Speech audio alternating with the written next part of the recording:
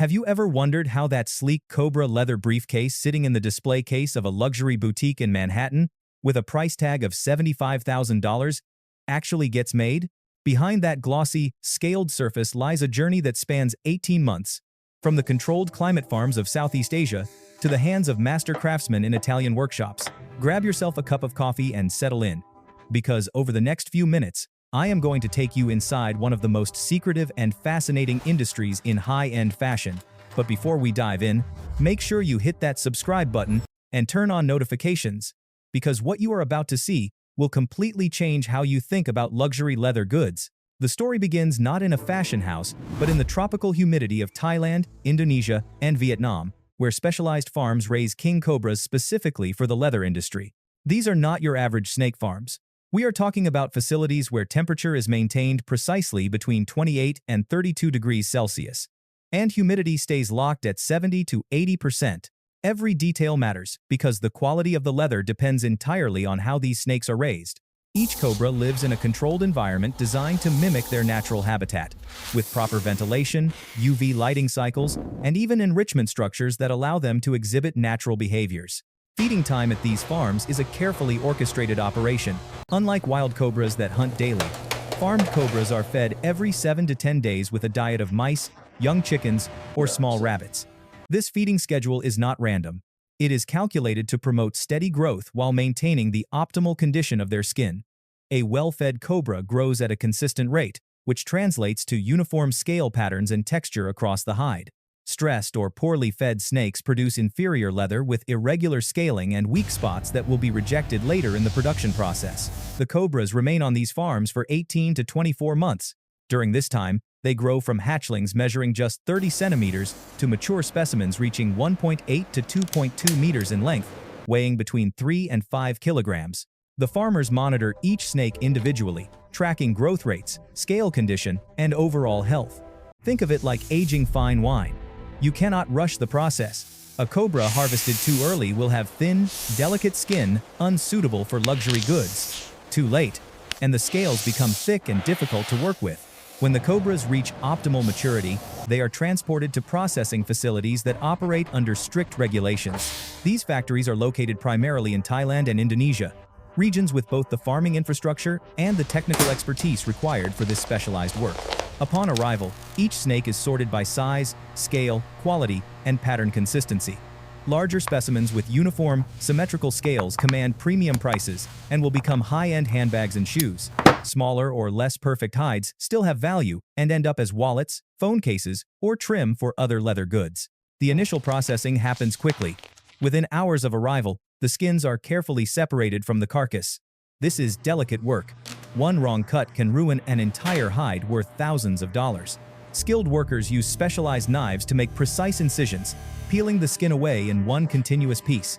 The goal is to preserve every millimeter of usable leather, especially the belly section where scales are smallest and most uniform. Meanwhile, the meat does not go to waste. Cobra meat is considered a delicacy in many Asian markets, prized for its supposed medicinal properties.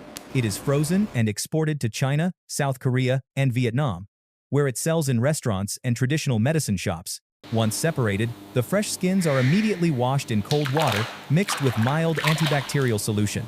This removes blood, tissue fragments, and any bacteria that could cause decomposition.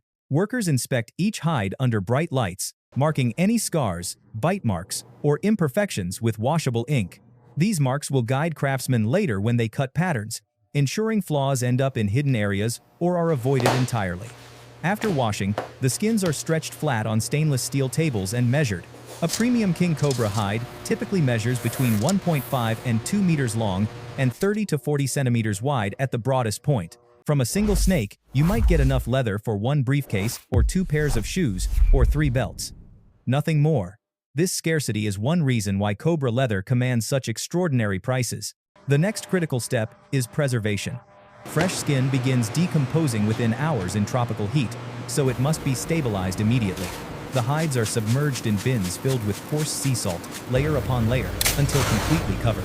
The salt draws out moisture and creates an environment where bacteria cannot survive. The skins will stay in this salt cure for 24 to 48 hours, depending on thickness. During this time, the factory operates around the clock. Workers rotate the bins, check salt levels, and monitor temperature to ensure consistent curing across hundreds of hides being processed simultaneously. After the salt curing process, the hides enter what industry professionals call the tanning phase. And this is where science meets centuries-old craftsmanship. The salted skins are removed from the bins and rinsed thoroughly in large rotating drums filled with clean water. This washing cycle runs for about 6 hours, with the water changed multiple times to remove every trace of salt and any remaining organic matter. What emerges are clean, pale hides ready for transformation. Now comes one of the most critical decisions in the entire process: choosing the tanning method. There are 2 primary approaches, and each produces distinctly different results. The traditional method uses vegetable tannins extracted from tree bark, particularly mimosa and quebracho. These natural compounds bind to the collagen fibers in the skin, turning it into stable leather that will last decades. Vegetable tanning takes 5 to 7 days and produces leather with a warm, organic feel and a subtle earthy aroma. The alternative is chrome tanning, which uses chromium salts and takes only 24 to 36 hours. Chrome-tanned cobra leather is softer, more water-resistant, and accepts dye more uniformly, which is why about 70% of luxury cobra leather uses this method. During tanning, the hides rotate slowly in massive wooden or stainless steel drums, tumbling in the tanning solution like clothes in a washing machine. Temperature is maintained at exactly 28 degrees Celsius. Too hot, and the leather becomes brittle. Too cold, and the tanning agents do not penetrate evenly. The drums rotate for hours, then rest, then rotate again. This stop-and-start pattern allows the tanning solution to fully penetrate each scale and the skin beneath. Remember, cobra scales are not like smooth cowhide. Each scale is a distinct structure, slightly raised and overlapping its neighbor. The tanning chemicals must work their way under and around thousands of individual scales without causing them to lift or separate. Once tanning is complete, the leather is removed and hung on wooden frames to drain. Then comes a process unique to exotic skins: scale stabilization. This is what separates amateur work from luxury-grade material. Cobra scales naturally want to curl and lift as the skin dries. If this happens, the leather becomes unusable. To prevent this, technicians apply a specialized enzyme solution derived from plant extracts. This solution softens the protein bonds at the base of each scale, allowing them to relax and lay flat. The leather is then stretched on large rectangular frames, much like canvas on a painter's easel, and secured with stainless steel clips every few centimeters around the perimeter. These frames are moved into climate-controlled drying rooms where temperature stays at 22 degrees and humidity at 50%. The leather dries naturally over 3 to 4 days. No heat lamps, no forced air. Just slow, even drying that allows the collagen structure to stabilize properly. Technicians check the frames twice daily, adjusting tension if needed, and misting with distilled water if any area begins to dry too quickly. This attention to detail is what separates a $300 Cobra belt from a $3,000 one. After drying, the leather enters the dyeing studio. Despite what many people think, natural cobra skin is usually a dull gray-brown, not particularly attractive. The rich blacks, deep burgundies, navy blues, and chocolate browns you see in luxury stores are all the result of expert dyeing. The most prestigious houses use aniline dyes, which are translucent and allow the natural texture and variation of the scales to show through. The leather is submerged in heated dye baths, the temperature carefully controlled to ensure even color penetration. Light colors like cream or tan require only one dip. Deep, saturated blacks might go through the process 4 or 5 times, with drying periods between each application. But color is only half the equation. The finish is equally important. After dyeing, the leather is treated with a coating system that typically involves 3 layers. First comes a base coat of acrylic polymer that seals the dye and provides a foundation. This dries for 12 hours. Next is a color coat that deepens and enriches the hue. Finally, a top coat of either matte or gloss finish is applied, often mixed with natural beeswax for added protection and subtle sheen. Some luxury brands add one more step: a hand-buffed wax finish. Craftsmen warm small amounts of carnauba wax between their palms and massage it into the leather using soft cotton cloths, working in circular motions until the surface glows with a deep, organic luster that no machine can replicate. Throughout all of this, quality control is relentless. Each hide is inspected multiple times using specialized equipment. Laser thickness gauges measure the leather at 50 different points to ensure uniformity. Any variation greater than 0.2 millimeters gets flagged. Tensile strength testing machines grip small sections of leather and pull until failure, measuring the force required. Premium Cobra leather must withstand at least 12 kilograms of force per square centimeter. Flexibility tests bend the leather repeatedly to simulate years of use, checking for cracking or scale separation. Only about 60% of hides make it through these tests with a grade suitable for top-tier luxury goods. The rejected 40% does not get thrown away. These hides, while not perfect, are still valuable. They go to second-tier manufacturers, who make perfectly good products like watch straps, small wallets, or decorative panels for furniture. But for the shoes and handbags we are focusing on, only the absolute best will do. These premium hides are now ready to leave the tannery and travel to the workshops where they will be transformed into wearable art. And that journey is where things get really interesting. The finished Cobra leather arrives at specialized workshops in Italy, France, and Spain, where master craftsmen, who have spent decades perfecting their skills, will transform these exotic hides into shoes and handbags that cost more than most people earn in a month. These are not factories in the traditional sense. They are more like artist studios, where each item is handmade using techniques passed down through generations. Let us start with the shoes, because making a pair of Oxford or loafer from Cobra leather is arguably more complex than working with any other material. The craftsman begins by examining the hide under natural light, looking for the section with the most uniform scale pattern. For dress shoes, symmetry is everything. The scales on the left shoe must mirror those on the right, creating visual harmony. Using paper patterns, the craftsman maps out where each piece will be cut. The vamp, the quarter, the tongue. Each component must come from a specific area of the hide to ensure consistent appearance and durability. Cutting Cobra leather requires razor-sharp knives and an absolutely steady hand. Unlike cowhide, which you can cut with some margin for error, Cobra skin is unforgiving. Cut even 2 millimeters off your line, and you might lose a critical scale pattern or create a weak point. The craftsman makes each cut in one smooth motion, applying even pressure from start to finish. For a single pair of Oxfords, this cutting process can take 90 minutes. Once cut, the edges of each piece are beveled using a specialized skiving tool that thins the leather gradually, allowing pieces to overlap smoothly when assembled. Now comes the assembly, and this is where true artistry emerges. The pieces are stitched together using waxed linen thread and 2 needles in a technique called saddle stitching. The craftsman punches holes along the stitch line using a pronged chisel, then passes a needle through from each side, pulling tight and locking the threads together. This creates a stitch stronger than any machine could produce. If one thread breaks years from now, the others will hold. Machine stitching uses a single thread that loops, so if it breaks, the entire seam can unravel. On a pair of premium Cobra leather shoes, there might be 800 individual hand stitches. The shoe upper is then lasted, stretched over a wooden form called a last that matches the intended shoe size. This is a critical step because Cobra leather has very little stretch compared to calfskin. The craftsman must work the leather gradually, pulling and shaping it millimeter by millimeter, using heat from a small lamp to make it pliable without damaging the scales. Too much force and the scales separate. Too little and the shoe will not hold its shape. This lasting process takes about 45 minutes per shoe and requires a feel that only comes from years of experience. The sole assembly follows traditional techniques. A layer of vegetable tanned leather forms the midsole. Cork fills the cavity for comfort and insulation, and a rubber or leather outsole is attached using both stitching and adhesive. The Cobra upper is joined to this sole construction using a Goodyear welt, a strip of leather that runs around the perimeter and is stitched to both the upper and the sole.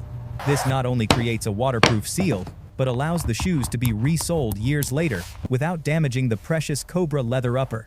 The entire shoe is then placed on a rack to rest for 72 hours, allowing all the components to settle and bond together naturally. While the shoes rest, let us turn our attention to the handbags, specifically the structured briefcases and elegant tote bags that have become status symbols in boardrooms from Singapore to New York.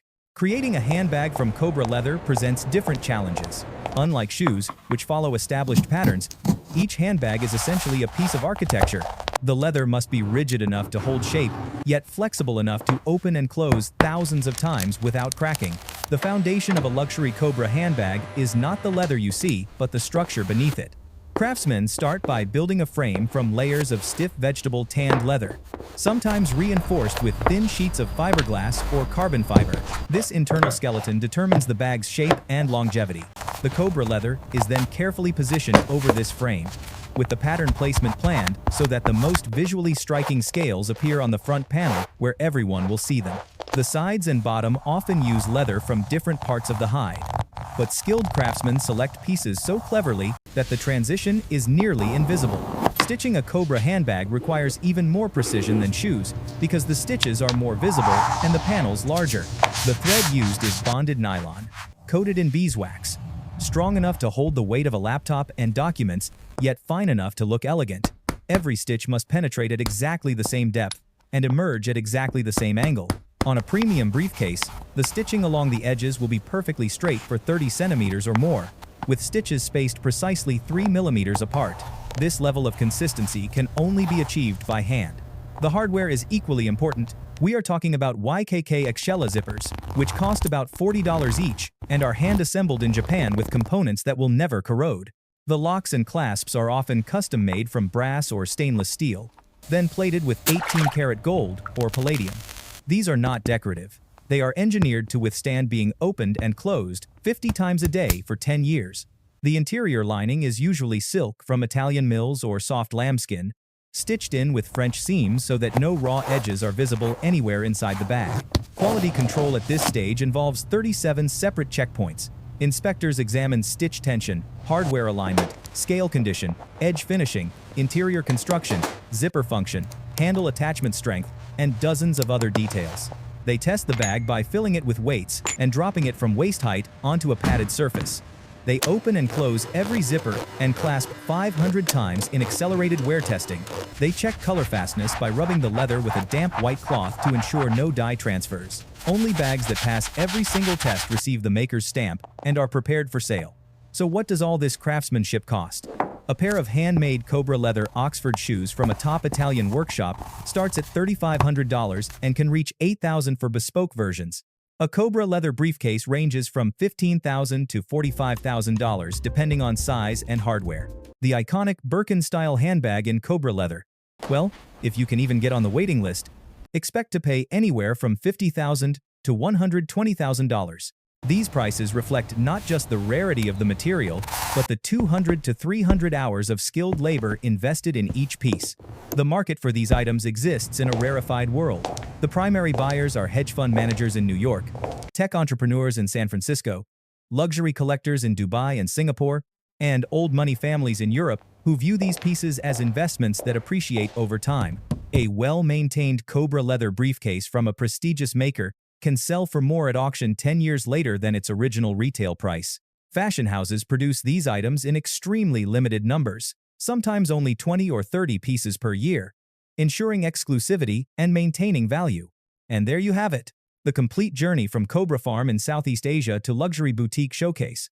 A process that takes 18 months and involves dozens of specialists, each a master of their particular craft. Next time you see one of these pieces behind glass in a high-end store, you will know exactly what went into creating it. If you found this fascinating, make sure you are subscribed to the channel because we have more incredible manufacturing stories coming your way.